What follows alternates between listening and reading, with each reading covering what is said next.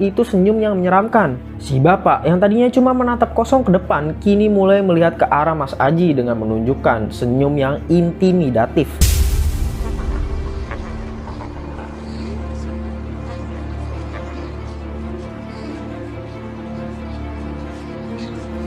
Mas Aji mulai takut dan tidak nyaman pada waktu itu. Dia berkata, "Pak, saya permisi aja ya, soalnya saya harus buru-buru pulang." Dan orang tersebut dengan lahap memakan bangkai itu, termasuk si bapak tadi. Mohon maaf, pas ngeliat si bapak makan bangkai itu, ada juga beberapa ekor belatung hidup di mulutnya.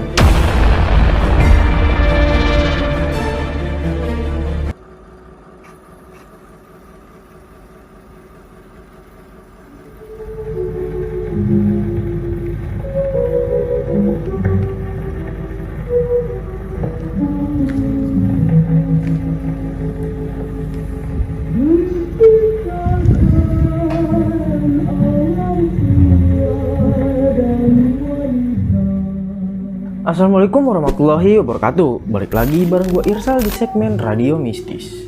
Di episode kali ini, gue bakal bawain cerita pengalaman horor yang dikirim oleh Mas Aji yang tinggal di Kabupaten Gunung Kidul, Yogyakarta, di mana ia mengalami kejadian ini pada tahun 2020 saat ia berniat untuk mudik ke kampung halamannya.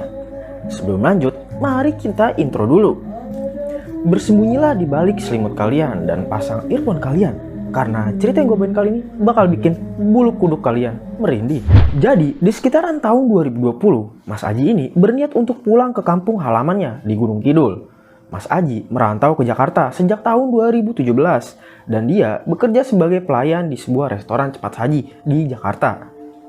Dan pada akhirnya Mas Aji ini mulai gak kerasan bekerja di tempat kerjanya, karena di tahun 2020 kita semua tahu bahwa wabah COVID-19 sedang ramai-ramainya diperbincangkan, dan hampir seluruh negara di belahan dunia mengalami itu semua.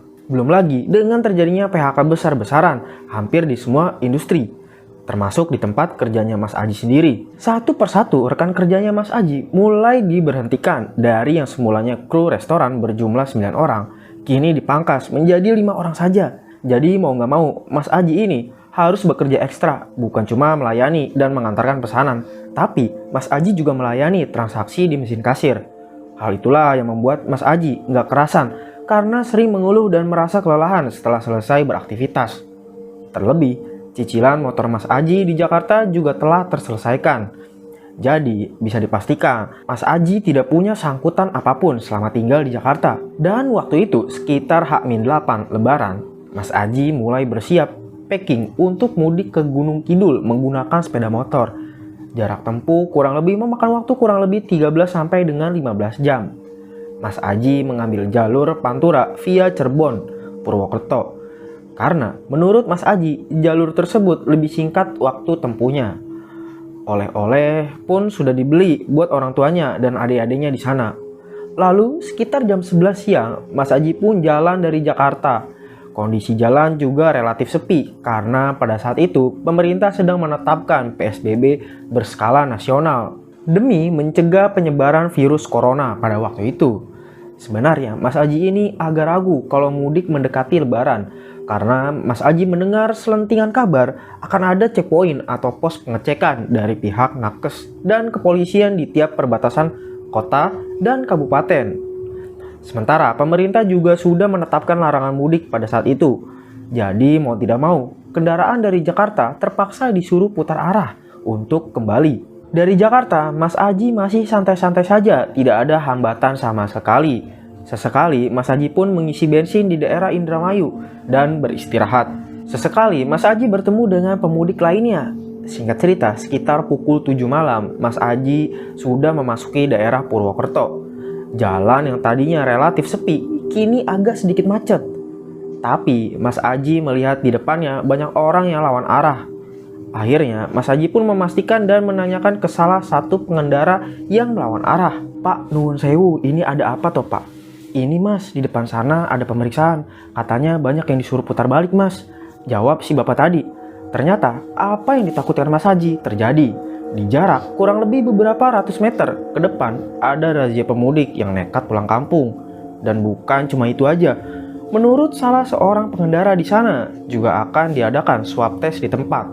Kalau terbukti positif, akan dikarantina selama beberapa hari ke depan di rumah sakit terdekat.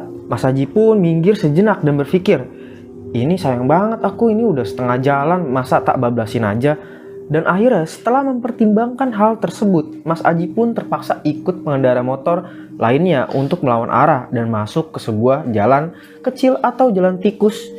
Jalan yang tidak terlalu lebar, mungkin hanya muat untuk satu mobil dan satu motor saja. Dengan harapan bisa melewati checkpoint tersebut. Mas Haji tidak sendirian melewati jalan tersebut. Di depannya ada sepasang suami istri bersama satu anaknya yang juga sama-sama mudik menggunakan sepeda motor. Mas Haji terus mengikuti mereka. Dia yakin betul bahwa mereka juga satu arah dengan Mas Haji. Mas Haji terus membututi mereka, melewati kebun-kebun dan beberapa perkampungan. Tanpa sadar, Mas Haji sudah terlalu jauh dari jalan raya dan sudah memasuki kawasan hutan. Kondisi jalan juga makin lama makin rusak. Jadi benar-benar Mas Haji cuma bisa melaju di kecepatan 20 km per jam. Setelah melewati jalan rusak tersebut, barulah dia tiba di sebuah perkampungan yang tidak terlalu padat. Mas Haji masih mengikuti motor tersebut dan Mas Haji sempat kaget. Ternyata pengendara motor yang sedari tadi dia ikuti tiba-tiba berhenti di depan sebuah rumah. Mas Haji bingung dan berhenti sejenak. Mungkin hanya berjarak 4 meteran dari pengendara tersebut. Istrinya pun turun dan membawa tas ke dalam. Sedangkan si bapak pengendaranya mau memarkirkan motornya. Di sini Mas Haji pun memberikan diri untuk bertanya ke bapak tersebut. Nuwun sewu, ini rumah bapak tah? Saya memang mudik ke sini mas, ini kampung istri saya. Oh gitu ya pak, kalau mau balik ke arah Purwokerto kemana ya pak? Saya bingung dari tadi saya ikuti bapak. Tak kira bapak mau menuju arah sana juga. Oh gitu ya mas, saya nggak ngeh. Sebentar ya mas, tak tanya istri saya dulu. Saya juga kurang hafal jalan sini.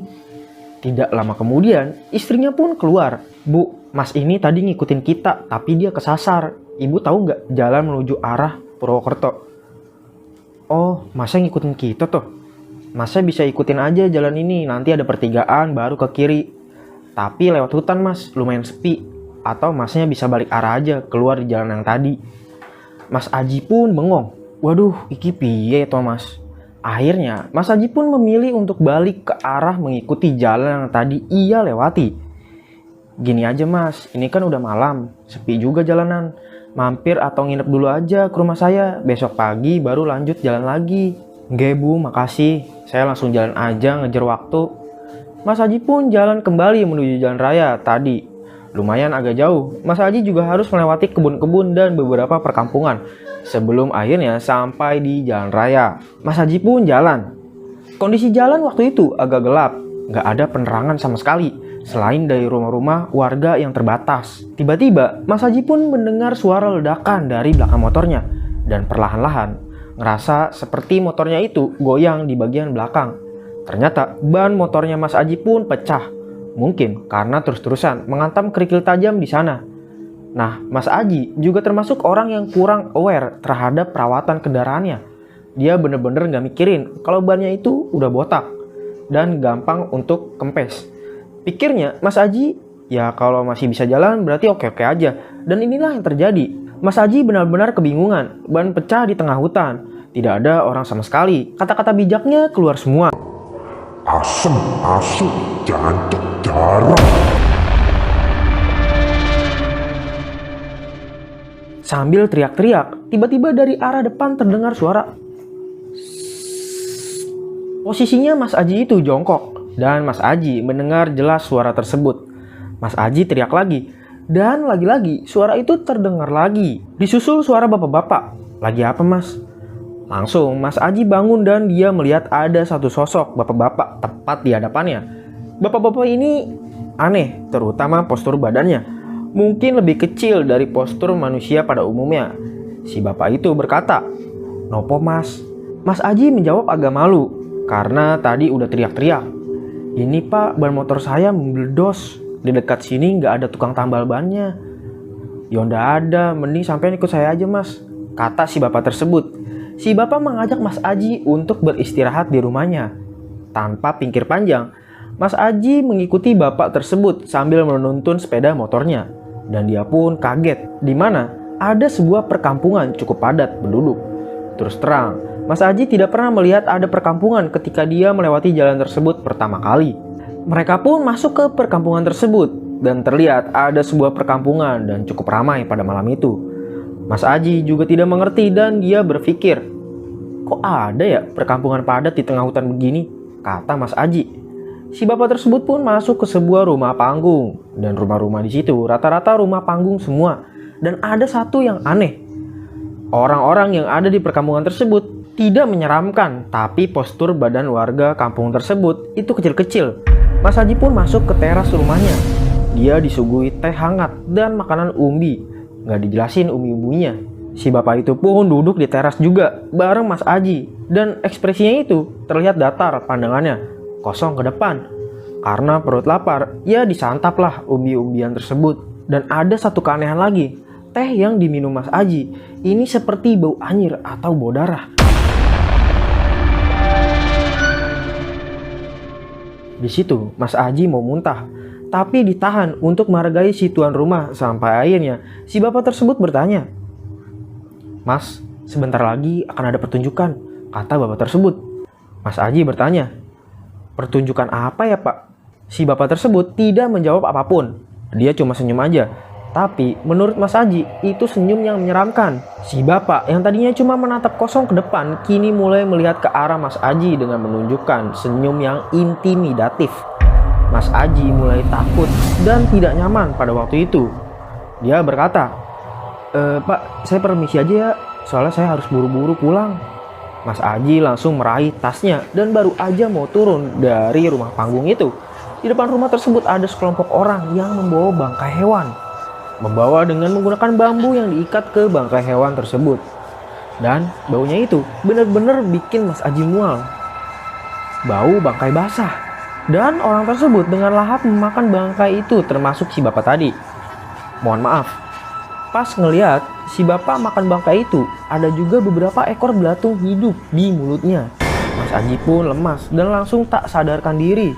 Begitu bangun, dia mendengar sayup-sayup orang yang khutbah Jumat dari pengeras suara masjid. Dan dia pun terbangun. Ternyata Mas Aji sudah berada di hutan mirip perbukitan, tapi banyak alang-alangnya. Dan motornya tepat berada di sebelahnya. Dia langsung keluar dari area tersebut. Dan anehnya lagi, ban motor Mas Aji yang semula bannya itu kempes, ternyata tidak kempes sama sekali. Karena Mas Aji sangat lapar, ia terpaksa mencari warung makan. Dan terpaksa tidak puasa. Mas Haji pun makan di sebuah warung makan yang tertutup tirai.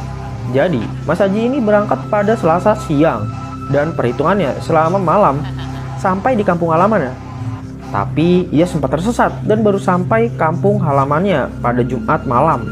Berarti Mas Haji tersesat di kampung gaib selama 3 hari. Cerita pun selesai. Tapi sebelum kita berpisah, gue mau infoin lagi.